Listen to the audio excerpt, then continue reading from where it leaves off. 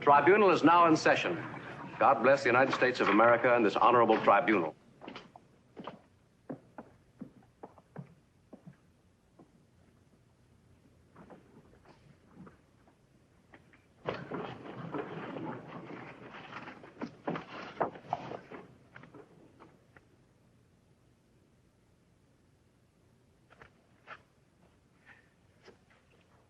The trial conducted before this tribunal began over 8 months ago. The record of evidence is more than 10,000 pages long, and final arguments of counsel have been concluded.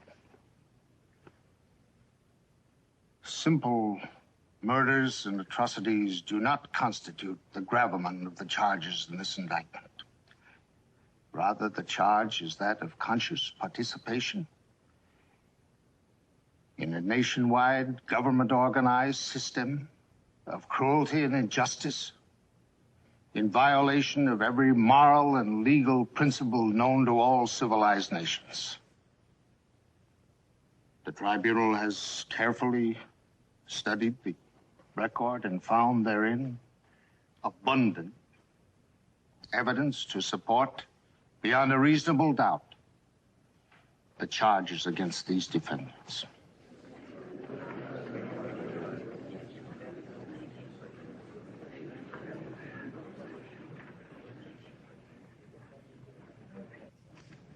Herr Rolf, his very skillful defense, has asserted that there are others who must share the ultimate responsibility for what happened here in Germany.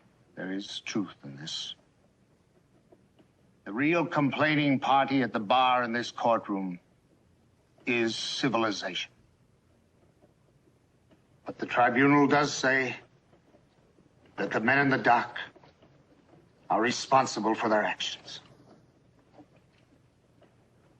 Men who sat in black robes in judgment on other men. Men who took part in the enactment of laws and decrees,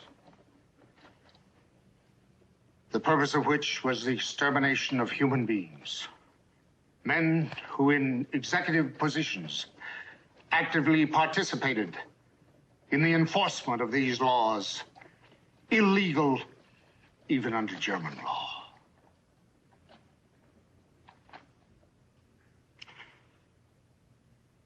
The principle of criminal law in every civilized society has this in common. Any person who sways another to commit murder, any person who furnishes the lethal weapon for the purpose of the crime, any person who is an accessory to the crime is guilty.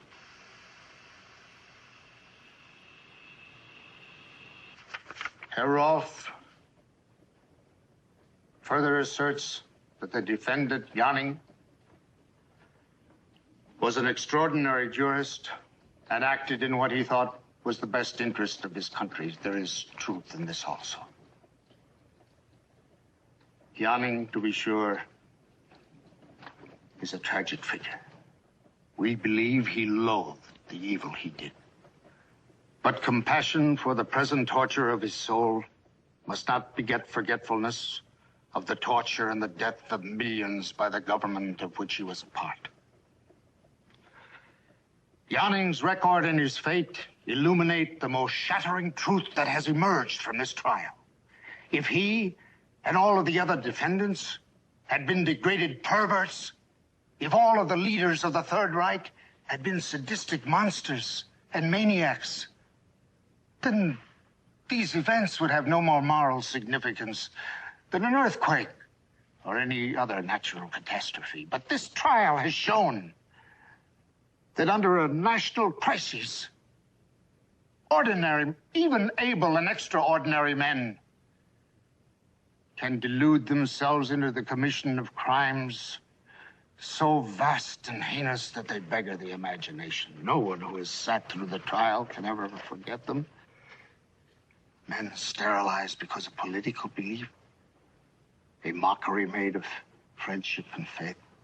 The murder of children. How easily it can happen. There are those in our own country, too, who today speak of the protection of country, of survival.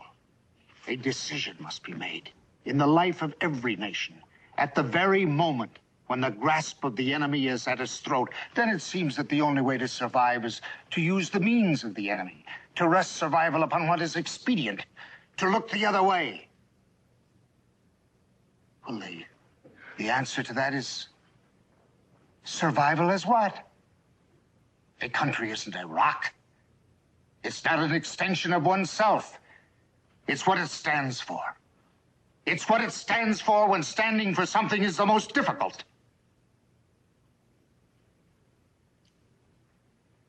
Before the people of the world, let it now be noted that here in our decision, this is what we stand for. Justice, truth, and the value of a single human being.